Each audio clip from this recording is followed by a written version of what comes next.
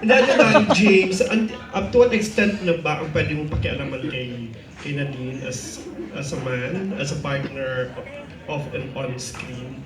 And then, at the same time, si Nadine din, nakikialam ka rin ba kay James, if ever, to what extent? Personally. Alright.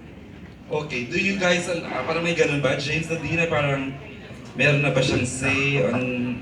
Just a one-time instance, but usually she's very independent. She knows what she does her own thing, and I'm just there to make her smile when she needs it or something like that.